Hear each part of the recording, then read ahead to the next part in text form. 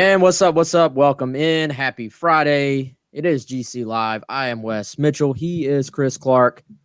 We are running slightly late due to a minor technical difficulty that we do have fixed now.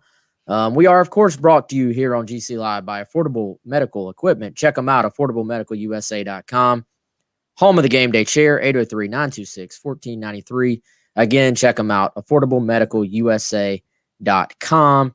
And I believe someone in the Degenerates said that we had fallen asleep and we're napping in our game day chairs, which would actually be really nice right now, Chris.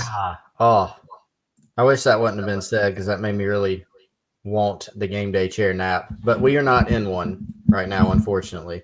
If we were in one, though, what would be the, I guess, characteristics of a game day chair? Well, I thought you were going to go another route and ask me which of the variety of positions I would be in. Right now, well, that works too. It would definitely be the lay flat, zero gravity position. I would be all out napping it. Click of one button and boom, you're laid flat, zero gravity in the game day chair from affordablemedicalusa.com. But TV watching position, right? Lounge position. Super soft fabric. You can upgrade to Brisa fabric, which they use in Gulfstream jets if you'd like to be really highfalutin. So check those guys out at 803-926-1493. We appreciate their support, and you should support them too. Yeah, it makes a great Christmas present. What's up to everybody out there? It is Friday. This is a Friday free-for-all show, which means the show goes wherever you take it within reason. We'll answer your questions. We always try to answer your questions, but we take a little bit more of a sort of steer the show a little bit more towards that on Fridays. Everybody's getting ready for the weekend. Maybe you're already off work. That'd be nice. Maybe you had a little drink at Market on Main at lunch. We got to get back out there, by the way. But yeah, dude. So I would say we've started to maybe settle in a little bit to the Shane Beamer era. He's been announced. He's been, from everything we understand, working the phones. And now there's no game on Saturday for Oklahoma because they canceled on the West Virginia end. So that obviously gives a little bit more time for Shane to put into recruiting stuff, staff building stuff. I think we maybe, speculation alert, will start to hear a little bit more about the staff potentially after this weekend, because you're going to have a lot of teams that are sort of finishing up their seasons. And then certainly going into next weekend, it's going to be weird. It's going to be championship weekend, but some schools are still finishing out the regular seasons. So maybe between those two things ending, we'll start to get a little better idea on staff soon. Yeah. And so what we're really looking at is a situation, like you said, Wes, end of season for some schools. Now, different timelines there. You also have early signing day, which is going to be a factor, right, at schools around the country. We see this a lot. We've seen it at South Carolina. We've seen it at a bunch of other programs, whether it's coaches going out of South Carolina, coaches coming into South Carolina from outside places. Signing day is a pivot point for those, even after the February signing day.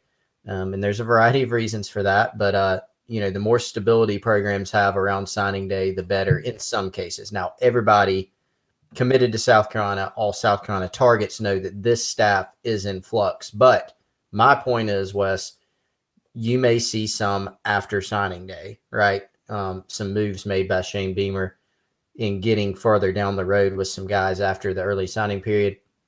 My question is, and it is still a question for me, are some going to take as long as after the bowl?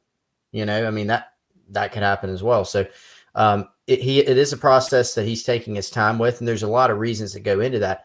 Number one is obviously you got to find time, or have to take your time to get the right guys. Make sure you're going through the process the right way. Make sure you're really deliberate, meticulous with the guys you want to go get. Now, during the interview process, obviously Shane Beamer has several guys that he can present to Ray Tanner. He also has guys in mind because he's been preparing this for a long time of here's some guys that I would go after and target. But you still have to go get those guys. And then in some cases, like you alluded to, Wes, these guys are going to still be playing in other games. And so you gotta wait that out as well and go through the entire process. Josh Yellman weighing in on Facebook. Josh, first of all, you got to get on YouTube, man. That's the way. I mean, you're part of the crew here. Get with the program. Get on YouTube. He asks, where do I get my haircut? So I gotta throw a shout out to my girl Aiden Haynes, who what's the name of her salon? Image Makers. She cuts my hair every few weeks. She is the best in the biz for a guy's haircut. So you don't need any great clips or sport clips or any of that other BS. Go to Aiden. She'll take care of you. She's great. Some questions about staff as well. I think important to reemphasize something about what you just said, Chris, and that is the fact that Beamer is not going to rush into filling the staff holes. He may have said this in his initial presser as well. I think he might have, but I've been sort of listening. He's done these other sort of national or regional appearances, and it seems to be a common thread of all of them. He always gets asked about the staff, and he always says that other former head coaches or current head coaches that he trusts have told him, don't rush this. The thing I was listening to today on Twitter, he said that Lincoln Riley basically has been hammering home the idea, and that Bob Stoops had told him, you don't rush your hires. Would it be nice to have 10 guys in place and ready for signing day next Wednesday? In a perfect world, yes, but it's just not a reality of the situation and the long-term effects of these guys. I mean, does it always happen this way? No, but you hope these are your staff members for 3, 4, 5, however many years down the road. You're going to have some turnover, but if you get it right, you hope these guys are sticking around and part of your program for a long time. That's right. Staff stability. I mean, it's something that you really would like to have. And I do think there's a thought that when you're hiring really good coaches, they're going to go move on. Your position guys are going to get coordinator jobs. Your coordinators are going to go get head coaching jobs. If that's the case, that's great. But, I think Shane Beamer will have the type of work environment, and South Carolina will pay these coaches well enough to, unless it's a jump that makes sense, unless it's a ladder climbing jump, and these coaches that he's bringing in, whoever they are, maybe they are ladder climbers and they want to do that. But I think the hope, and something we've heard during the process, is more staff stability. More South Carolina ties throughout the staff, more South Carolina involvement just in the program and the culture in general, but also the ability to put together a good staff and maintain a good staff. We've seen that at a lot of successful programs, just being able to do that. And so that is the ideal goal. And so in order to do that, we know all the reasons why it'd be great to have the entire staff in play, but there's all these complicating factors. There's the bowl game. There's early signing day. There's the fact that other teams are still playing. All these reasons that we've still laid out, it really precludes that from happening. That's not even counting the fact that Beamer simply just needs more time to continue putting this thing together. We think, obviously, there's guys that he's been interested in, guys he's had conversations with, and at the appropriate time, the things will come together and he'll have the staff together. Some more questions on here about the bowl game. Sort of tying in with the whole staff conversation. Yes, South Carolina will accept the bowl game if they are offered one. Ray Tanner has said that. And actually, really, the big thing to watch here, y'all, is going to be for South Carolina and any team, how many guys do they have available to actually field a team? That in the year 2020 is a very real part of this conversation and something that every team is going to be faced with. Now, let's be honest. There is a financial aspect to all of this, and the SEC didn't sign a brand new deal with ABC worth however multi-millions of dollars for the future because TV, isn't worth anything. All this stuff is driven by it goes well beyond tickets. I mean, some of the bowls aren't even going to have fans, I don't think, but the filling that TV space and having teams to fill those games to then fill that TV space is a very real part of all of this. And I think for South Carolina, that, Tanner has said they will accept, assuming they can put together a team. I've seen mixed emotions about that.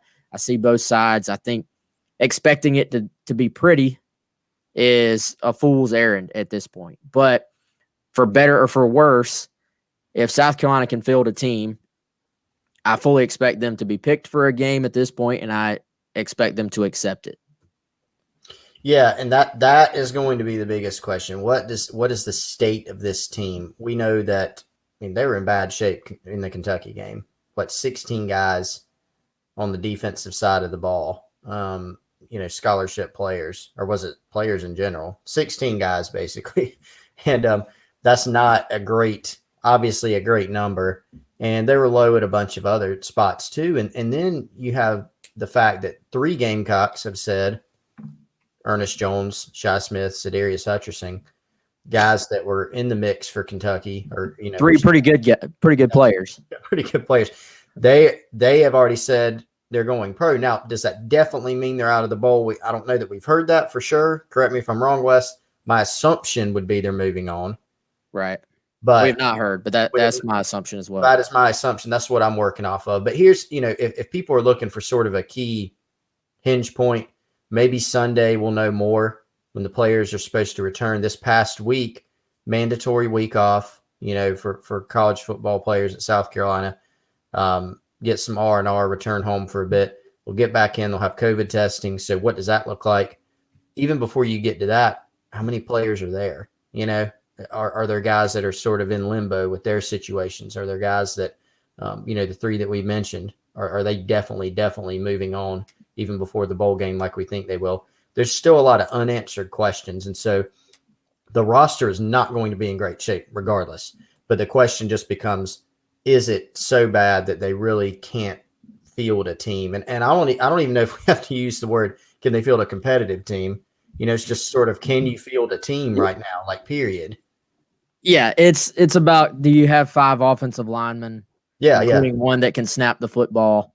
They'll have a quarterback. Luke Doty will be there.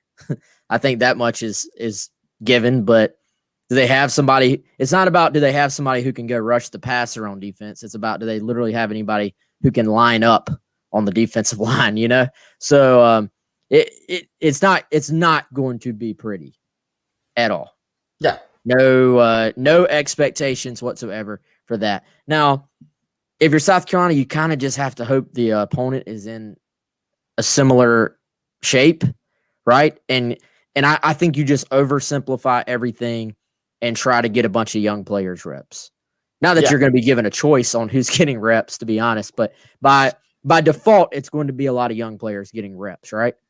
Yeah, I would say so. And obviously the coaching staff's going to have a different look. You're going to be talking about bumping up, a GA and an analyst, or 2 GAs, 2 analysts, whatever it may be, on the defensive side of the ball. And then, you figure out special teams from there. I would assume Rod Wilson, has a big hand in that, since he helped out on that front, helped Kyle Krantz out. But Krantz and Travaris Robinson won't coach in the bowl game. So a little bit of a different look there, and how all that shakes out with the responsibilities, we don't really know. But yeah, definitely a lot of young players.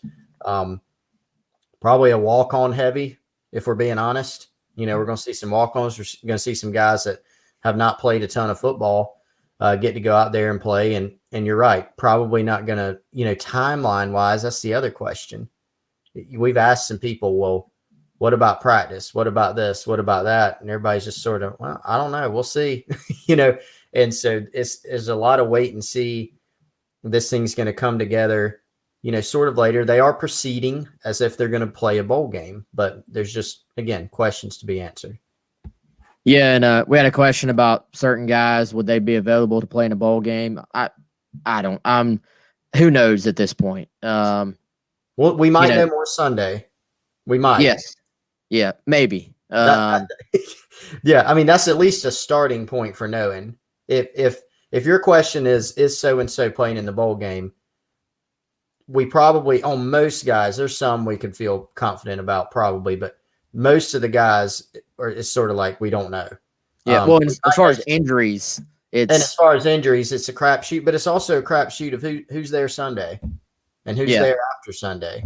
I mean, there's a lot. So hopefully we'll know more. Monday's show, we might know a little bit more about how many guys are in the building and maybe who some of them are. Yeah.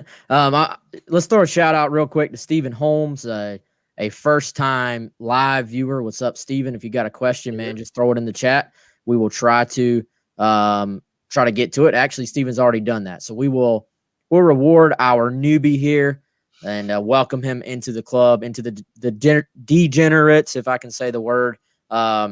Maybe the degenerates will have an official name soon, potentially. We hope. We'll see. But Stephen is going to ask us a question that we probably can't answer, but we'll do our best. Who among the players left do you think for sure we'll see leaving via transfer soon? First of all, as of this afternoon, no new Gamecocks are in the transfer portal right now. That doesn't mean a whole lot, but I know because transfers, that's been a big topic of conversation. It's kind of one of those things, Chris. I'm trying to think of the best way to say it. It's extremely fluid when it comes to transfers. How many times how many times in your career have you been told, oh, this guy's thinking about transferring, or oh, this guy's leaving? Yeah. Or even y'all, as far as like, oh, this guy's out. He's done. He's over it. And then report day for a bowl comes, or spring practice or winter work, whatever. And there he is. You could literally, I could tell you player Y is leaving South Carolina, and that could be 100% accurate today. And then I could look like an absolute idiot tomorrow when he tweets out how excited he is for 2021 season under Shane Beamer. Or the reverse is true. I could tell you this guy is definitely staying, and then tomorrow he could tweet that he's going for the NFL draft, that he's declaring. So it is such a fluid situation. There is at least one player that I already have my transfer story completely written for. I would be 100% surprised if it changes. But even then, I don't put the names out on stuff like that because you can absolutely get burned when it comes to transfers. Oh, but you just said you were 100%. Well, I'm 99.9. Yeah, go 99.9. There you go. Thomas Bordenkircher. Whoa! All right. We've dreamt about this moment, Wes. We have. Do you know Thomas personally? I do not. All right. So Thomas, explain this situation to us. Yeah, Thomas. We got to hook Thomas up with something. Yeah. Thomas, send me an email, Wes@GamecockCentral.com. I'm going to send you something in return because Thomas is our first ever. What is this called? A super chatter? Super chat. That's it. Yes. We have not asked for super chats. We're not going to beg for super chats, but because our sponsors, they help us out. They make the show possible as far as the financial side. But Thomas is our first ever. It's basically a tip jar, right? So if you're watching on YouTube, you have the ability on there to throw us a tip if you want. And Thomas is the absolute first person to ever do that on here. So Thomas, we appreciate it. Thomas, if you are still watching, hopefully you are, if you just tipped $2, send us a question, man. Anybody that super chats, your question gets shot to the top of the list. You get a shout out. And in this case, since he did it unasked for, I'm going to hook him up with something. I don't know what it's going to be yet, but I think I have a gift card I can send him for one of our sponsors. I got to make sure I still have one left, but Thomas, we appreciate it, man. That is awesome. Chris and I literally have talked about, I wonder if we'll ever get one of those super chats. And now we do. And we didn't even have to put him up to it. We don't know him. So yeah. Thomas, thanks. All right. Thomas, hit your question in there, man. We got another Thomas on Facebook. Yeah.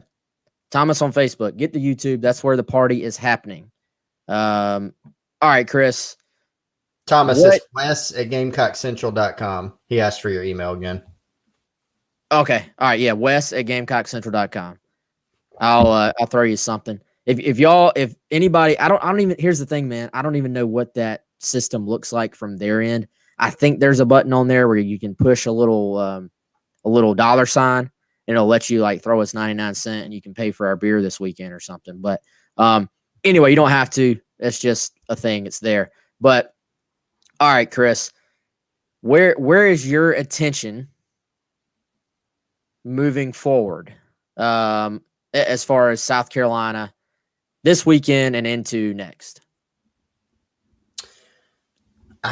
So mine is recruiting centric right now. We know that like we're not going to get to Wednesday with the entire coaching staff put together. Like that would be something that you just don't anticipate, and in fact is not going to happen.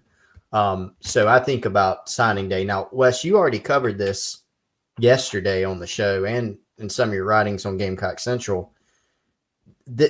Don't expect when we get to Wednesday that there's going to be a class of 25 guys signing with South Carolina, and then don't say, "Oh, they didn't sign 25 guys. This is terrible." It has normally been the case since the early signing period was instituted a while back, a couple cycles ago, that yes, typically schools sign the bigger chunk of their class in December. South Carolina, under Muschamp, 2018 class, I think they had all but 2 sign. 2019, I don't remember the ratio, but it was certainly a high percentage. But obviously in this transitional time, it's different. So South Carolina will have guys off of its commitment list right now. Some of them sign on Wednesday.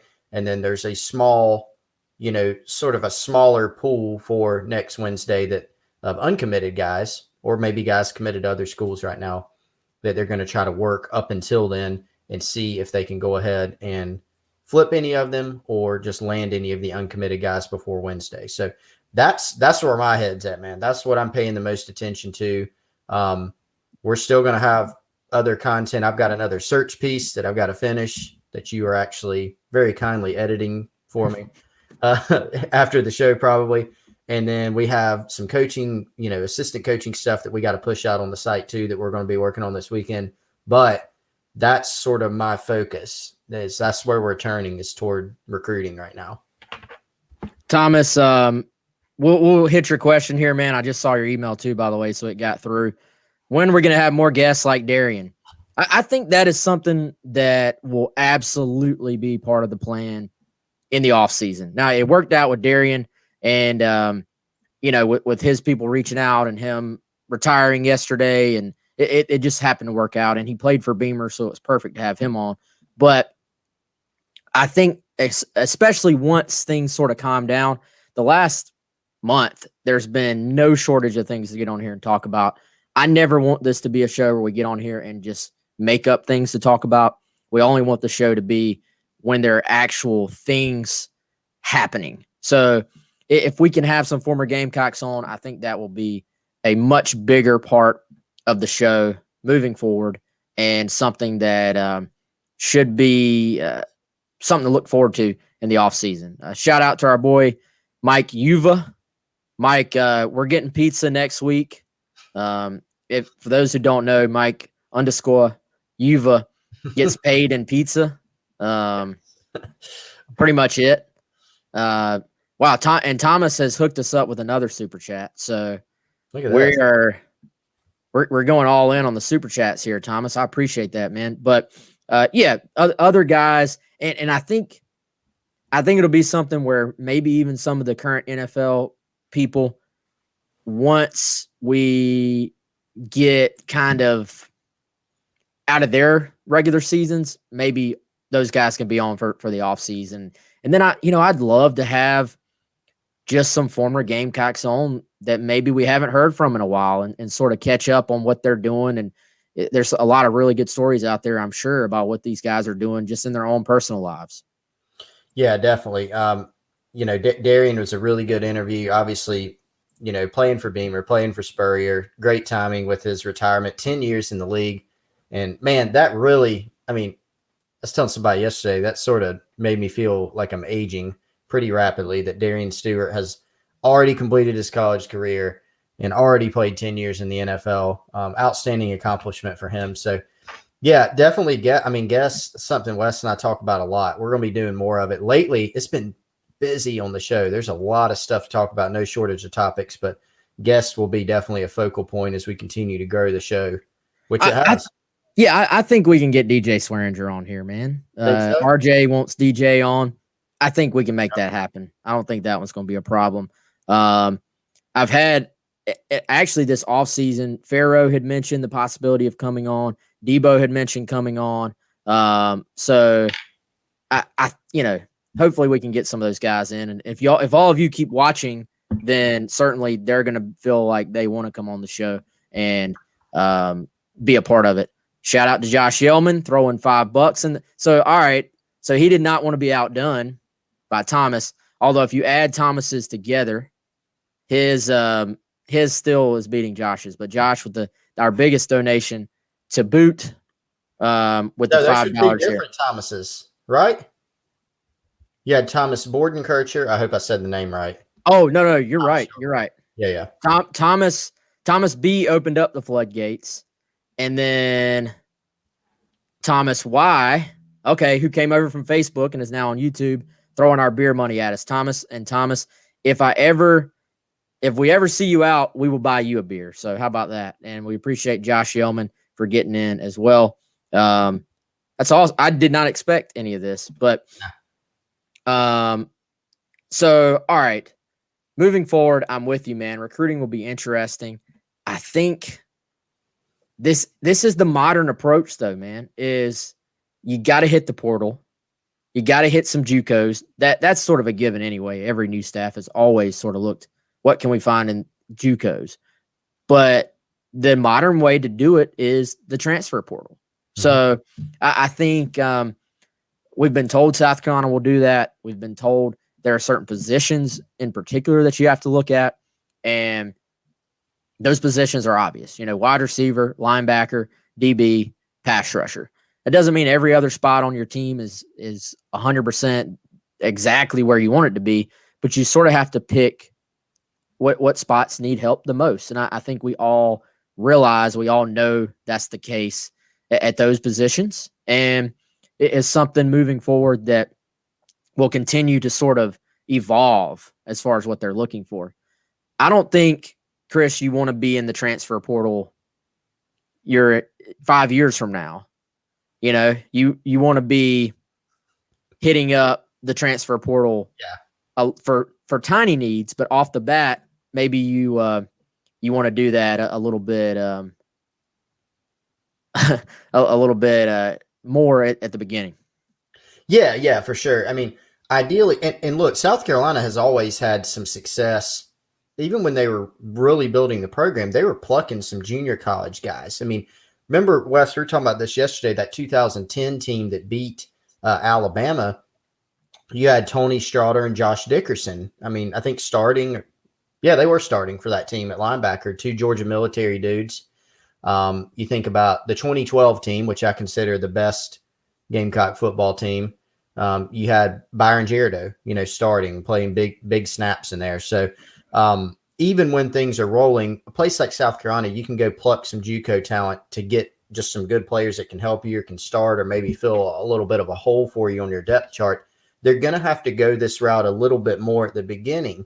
And then ideally you want to build it back up and then be able to get a lot of high school talent on your roster and be able to bring those guys along, couldn't spit it out, in a more efficient manner. You play freshmen if they can play, but you're building it from there. But they've got some holes that they've got to fill. And so that's what you look at short term. Shout out to Jeffrey Hicklin throwing $5 at us. Appreciate that, Jeffrey.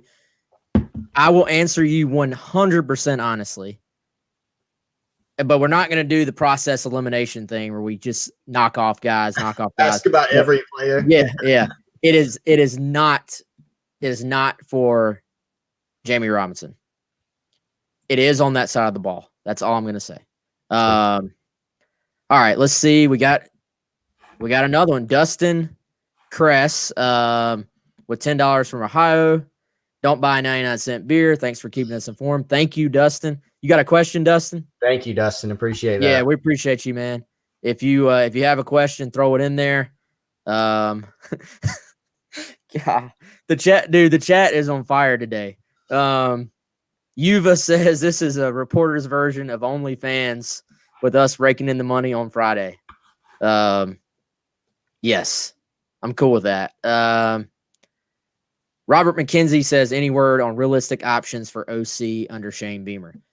You know, it's been kind of funny, Chris. And thanks again, Dustin, by the way. We really do appreciate that. It's been interesting how early on these names popped out like out of nowhere, right?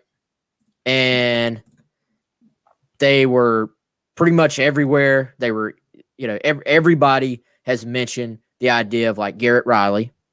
Everybody has mentioned the idea of maybe Bobo staying on. But then past that, it's been very, very quiet, which to me says two things. Either it could go one way or the other, right? It could be that it's just sort of already kind of locked in behind the scenes with one of these guys, and they're just waiting for the right time. Or it could be that there's someone else in the mix that they just purposely have kept 100% quiet out of respect for this person and their current job, and that they're perfectly okay with the media not hearing that name, Yeah, exactly. And look, man, here's the deal. There are candidates out there right now, and I'm not talking about OC necessarily. Those are, if we like to do honesty hour here. No, we can't say everything, but we will answer honestly when we can.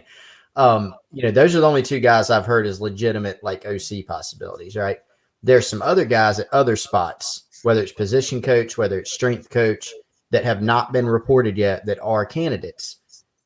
They'll come out at the right time, if I had to say. So, just got to wait on some of those things. But OC, those are the main two names, that we've definitely heard floated out there, and for good reason in terms of being floated out there.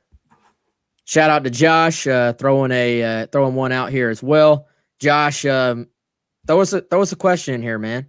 John on Facebook says, I guess you got to donate money to get your question answered. Not true. This is free for all Friday. We'll answer as many questions as we absolutely can. The money just gets you to the top of the list and is very much appreciated. Josh Davis, I knew a Josh Davis once. He played wide receiver for the York Cougars, and then actually he was at one time the all-time NCAA receptions leader. Played for Marshall when Byron Leftwich was there. I don't think this is the same Josh Davis, but he wants to know, are we recruiting Chase Simmons actively? The kid has a great motor, but he is raw out of North Myrtle Beach. You want to hit that one, Chris? Yeah, Chase he's a really interesting one, man. Did an outstanding job at some camps spring and summer. There were not a lot of camps, but a couple private ones that he went to and really stood out. I think, and Josh, you probably have some familiarity since you're asking about him. I think Chase was like 180 like last year or a couple years ago, and now he's really, beefed up and sort of blossomed and become a late bloomer, and obviously, a coastal guy right now. But he's someone that South Carolina is taking a look at. I don't know that I would say that he's an offer guy, but he's someone that they would love to have as part of the program, and they're going to, continue communicating with him and see where things go from there. And dude, I saw Chase at the camp in Charlotte that Jabril Fuel and that group did this year, and there's a lot to like about that kid, man. He's sort of in that mold of like the poster said there, very high motor, has some confidence about him, doesn't back down from anybody, has, like you said, has put on, you can tell he's put in the work to put on the weight. Mm-hmm. And I don't know, man, if South Carolina can somehow sneak him into onto their roster, then that would be a great get, I think. Shout out to Bobby Melnick, said praying for a bowl game. I guess I can say this. I think I can say this. Bobby's kid is a walk-on for South Carolina's team. Hope that's okay, Bobby. Want to give you a shout out, man. COVID does suck, and hopefully Yeah, hopefully we're going to be on the other end of this thing come next season. I hope. Let's see. Josh says, give me time to think of another one. Got somebody else who's a first-time listener. What's up to Trung Fan? Hopefully I said your name right, my friend. Let's see. Zachary Barker, we can answer this. Do we know if Shane Beamer has contacted Keon Coleman or Gunnar Stockton? The answer there is yes. I think Coleman being someone, Chris, he's one I think is worth continuing to keep an eye on because he's not signing until February. That's right. There was a South Carolina connection there before as far as them being in the Final Three. Oklahoma was in the Final Three. We know about their needs at wide receiver. We know that Beamer has talked to both those guys and is targeting both those guys. Obviously, Gunner's still committed to South Carolina. So, yes, if your question is just as simple as has he talked to those two guys, absolutely. But more so than that, I think you will need to continue to track those guys and look at those guys. Gunner has said that he's not really talking recruiting right now. Chris, I think that's a major key for South Carolina. Once this staff gets settled, once you get post-bowl, once Gunnar Stockton finishes up his season and is willing to get back a little bit more into recruiting, the first major recruiting win, one of the first major recruiting wins for Shane Beamer could be to get Gunnar Stockton to recommit, reaffirm to this staff, if that makes sense. He's still on the commitment list. He is a commitment, but I'd say that's a major key for South Carolina this offseason is to get to that point with Gunnar Stockton. Yeah, and obviously he has connected. We know that for sure. And then obviously you've got a couple guys that are on the current staff that have been key there, Mike Bobo, Connor Shaw. We know that Bobo has a shot to stay on. Not sure how it'll play out. Connor Shaw, I think we could both be very confident, Wes. He's going to be here in some capacity. We don't know what it is. I don't know if it's the off-field role for sure. Maybe he steps on the field. Maybe does something else. He's going to be here. Dustin, Yes. Wes, let me hit, if you don't mind, this Dustin question. Any insight on strength and conditioning coach? Great question. It is a very important hire. So everybody's talking about Aaron Feld right now from Oregon. That is one that we have reason to believe is in the mix. I don't know that anything's done there. He is a guy that's in the mix. There are others. There's one that I can't talk about yet that is at another program that has been in the mix for a while. Not sure where things stand there, but has been in the mix and reason to believe that he was in the mix at one point. Craig Fitzgerald was one, but just got to the Giants earlier this year. Big salary. Probably staying put there. So there's a few different guys to watch there. Feld would be one, that's been talked about a lot. Shout out to Jeffrey Hicklin. Jeffrey coming in over the top of everybody. Whoa, Jeffrey. Our official leader in the clubhouse here. So we're going to go into some depth on Jeffrey's question here. Is there any insight to the scheme that Beamer wants to run on offense? Are we shooting for an Oklahoma clone? Is there an emphasis on mobile quarterback or more of a pro passer?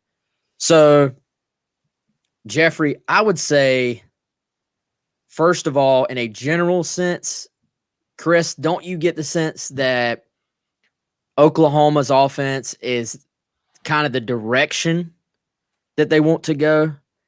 But I think that's more in a big picture standpoint, because one thing Beamer has talked about, and we know for a fact he's told some recruits, or some recruits have told us that he has said, the Oklahoma offense is sort of something they're going to mimic at South Carolina. But one thing he said in his opening presser is that he's learned from Lincoln Riley is that you have to sort of be versatile. You have to be a little bit flexible in what you do as a scheme based on your personnel. Mm-hmm. I don't think if you just gave Beamer the roster from this past season, he's not going to be able to run the Oklahoma scheme, in my opinion, successfully. Right. But, it's going to depend on all those things we were talking about earlier. If you add a couple of difference makers from JUCO, transfer portal, maybe there's a freshman that's ready at receiver, maybe all of a sudden you feel a little bit better about spreading it out and doing some of those things.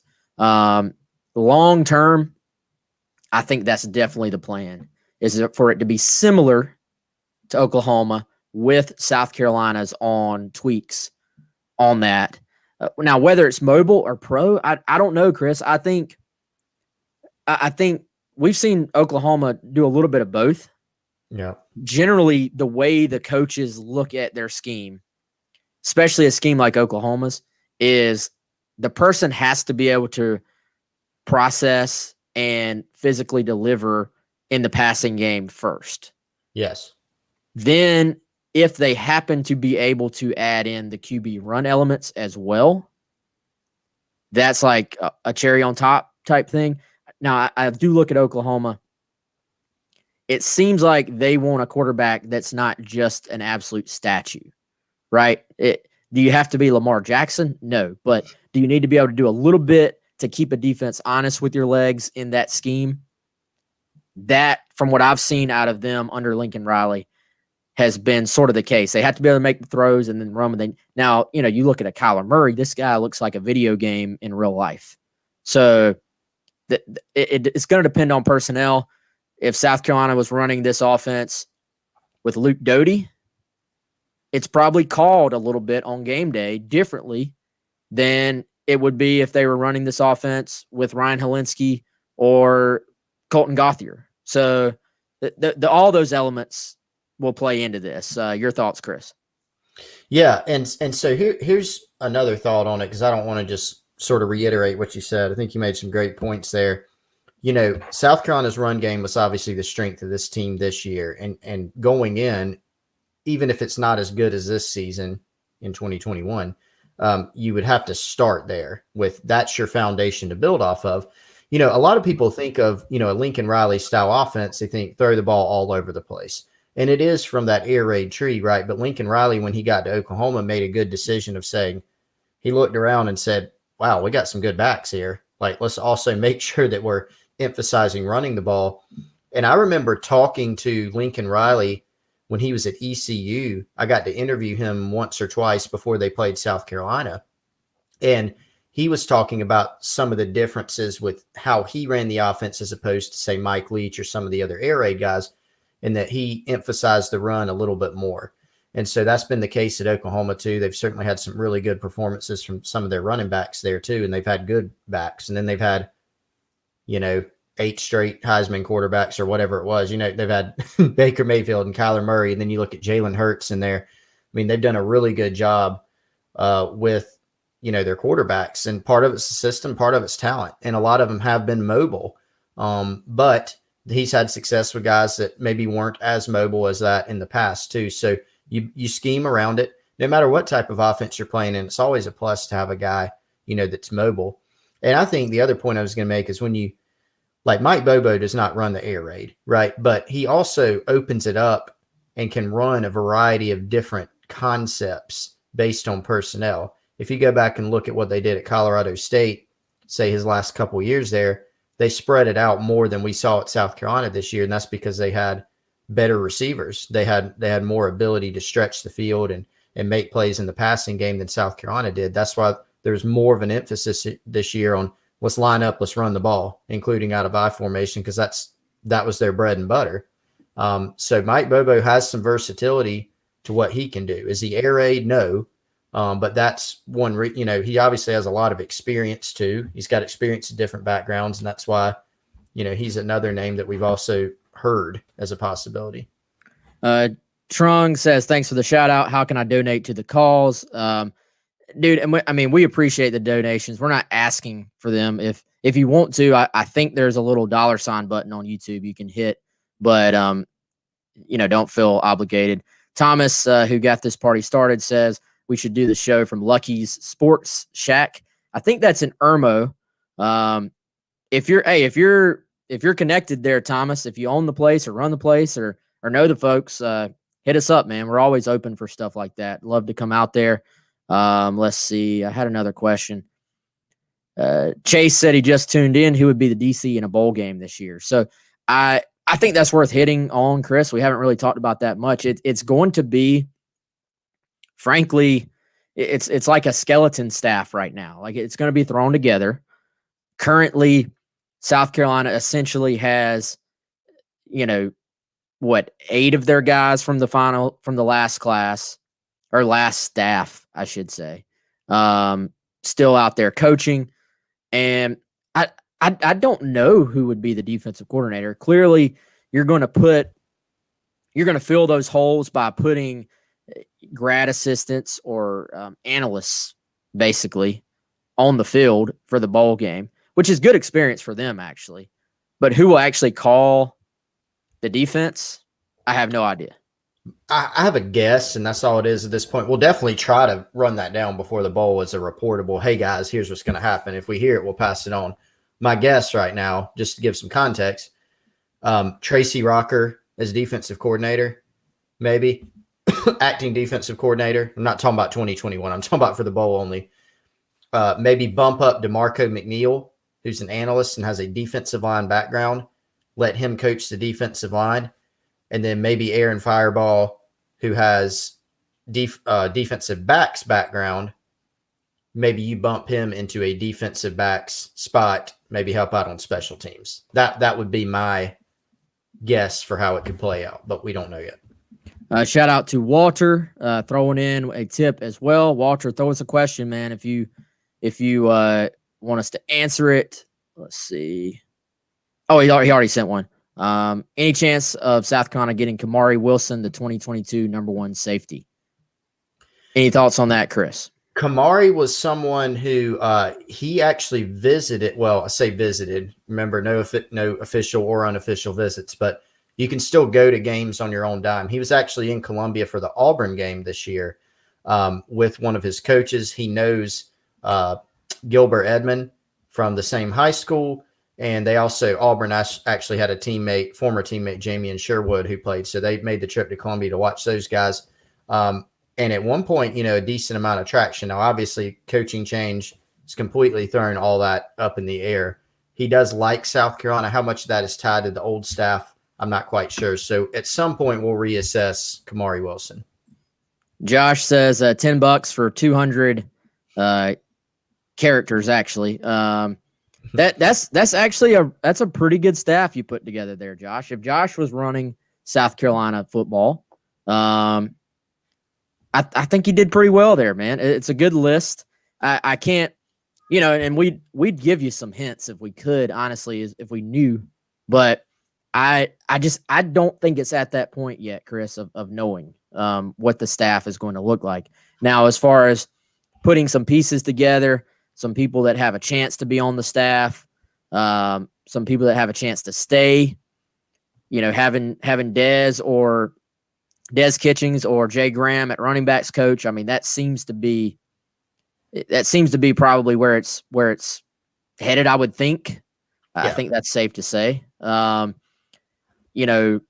potentially as OC, that's something that is possible, but still not locked in. I tend to think, as far as who is staying, that we're going to start to have a feel for that probably in the next 2 weeks or so, or even more specifically after the bowl game. I don't know, Chris, that we can accurately say, because the guys don't even know right now. A lot of the current staff is in a wait and see holding pattern right now. Yeah, and, it is a wait and see. It's a holding pattern for a lot of reasons, including the bowl, including Beamer still going out and finding out what he wants to do on each side of the ball in terms of a coordinator. And then also, continuing to work on assembling the staff with assistants and making the appropriate moves to make that happen. There are a couple guys on staff that are going to have a good shot of staying. And, but realistically, there are going to be a lot of changes. I mean, there's been 2 official changes already. There's going to be more. You're not going to have a new coach come in and say, all right, I'm keeping these 7 guys. That just doesn't happen. And so there are going to be a lot more changes. We're going to keep following it all the way, minute by minute. We'll do our very best to do that. As soon as we hear new names, possibilities, moves that are happening, we'll definitely be sure to cover it. Yeah, so it's never going to end. I mean, the the coach is in place, but there's still plenty to talk about and plenty to get into. Zach asks a question that I'm not quite sure the answer to yet either. Are we still going to be doing daily shows during the off season? We're still going to be doing shows during the off season. That much is 100% locked in. Now, if it's going to be every single day, not sure yet. I tend to think, Chris, that if there's a lot going on, leading up to signing day, leading up to, the second signing day in February, spring practice, I think there's a very real chance we end up just knocking them out and still doing them every single day. If people, our numbers have been up thanks to y'all, not thanks to us. Thanks to all of you. The numbers have been absolutely over the top since Beamer got named. So I can sense the excitement in the fan base. So if y'all are still watching, we're going to keep doing them. There may be some times where we cut it back to, 2 or 3 shows a week when it's really, really dead out there. But then the quality of those 3 will be better in the long run than us just stretching an extra couple of shows out, just to do it, basically. But certainly when there's a lot going on, and we got big plans for the show, I think going into next year as well, when the season gets here, there's even more that we could do with this thing. And hopefully, Chris, I want to get to the point, and Thomas mentioned Lucky's, wherever it is, if it's back at Market on Main, if it's somewhere like Lucky's, if anybody else has connections at other places, I want to get back out to where we can meet people in person and actually carry the show from being just an online entity to being something where we can meet all the people and sort of actually get to know our very loyal people that are on here every day.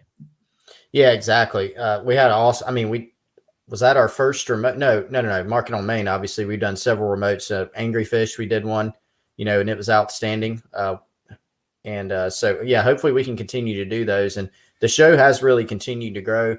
So we appreciate everybody's support with it. It turned from sort of an idea into something that's been pretty cool, and it's just continued to really blossom. So I'm with you, Wes. All credit to everybody that's taken time to, be loyal listeners, whether you're on the pod, YouTube, Facebook, whether you're here every day or just once in a blue moon. We really appreciate it. Josh wants to know if Travis Williams, I did not realize Travis Williams has a co-DC title at Auburn. Does he come here as DC? Is that likely at all? I haven't heard that. I do know getting Travis Williams on staff, if it was possible, I think would be a great hire. That's somebody he's from Columbia, Spring Valley grad. Speaking of feeling old, man, I remember when he was recruited and South Carolina sort of passed on him. And now he's obviously at his alma mater at Auburn. You tend to think stealing guys from where they went to school is difficult unless you're able to give them a big raise or like a big new title, but maybe, that name's been thrown around. Maybe he's one to keep an eye on.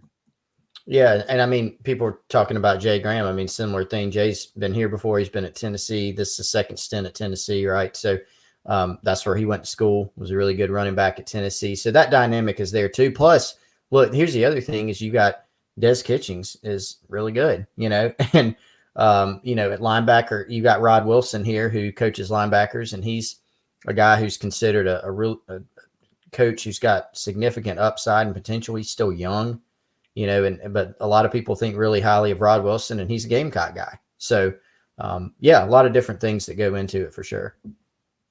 Appreciate that, USC Light. This is our favorite hour of the workday as well. Jeffrey wants to know, let's see, about Derek Mason as defensive coordinator. That's one I have not heard. That's one that's been a popular topic of discussion, I think, on Twitter, on our message boards. What would it make sense? He's very well known in the SEC, obviously, great defensive mind. Just have you heard Derek Mason's name come up from a reputable source connected to this job at all, Chris? I have not yet. Not to say, maybe it has, and we have not heard of it yet, but so far I have not. Yeah. So, all right, man. I think we're about towards the end of the show here. We're about at an hour. We talked about this yesterday because it had just been announced, but this new deal for the SEC, some more details had started to come out right when we were doing the show, and God, talk about another great deal for the SEC. The projections are, Chris, that it will add approximately $20 million per year per school to on top of the TV deal that the SEC already has with ESPN/ABC/Disney. It will put the SEC, of course, South Carolina, some weeks on ABC instead of CBS. It will give the league more flexibility to scheduling, and apparently will even allow the schools some flexibility in exactly when they want to schedule games, which obviously will help them out a great deal. There was kind of a little bit of a sense, I think, man, about does the college football model, is it falling? Is it even, there was some kind of alarmist thoughts or takes out there that the college football model may crumble, frankly, with COVID. I think this is a clear sign that it's not going away anytime soon. There's even more money coming in. Will there possibly be less people in the seats? Is that going to be a continued trend? I think so, personally.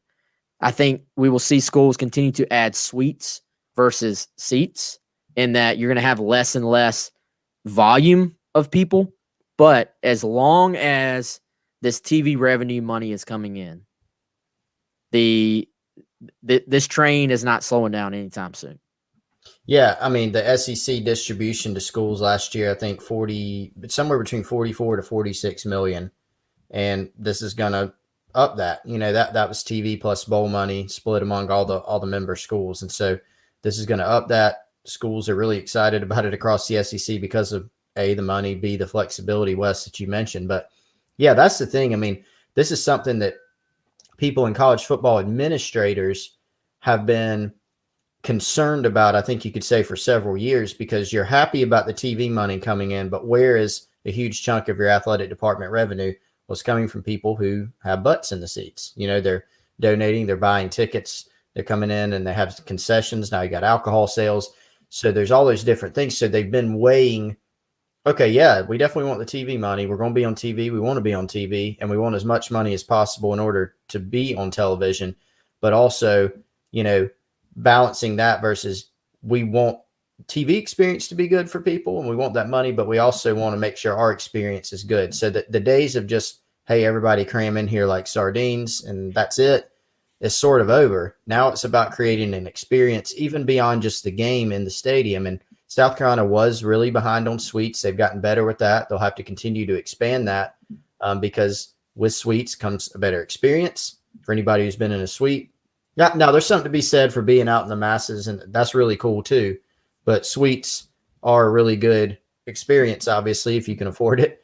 And, they also command a high dollar figure, and that can really help boost your athletic department funds.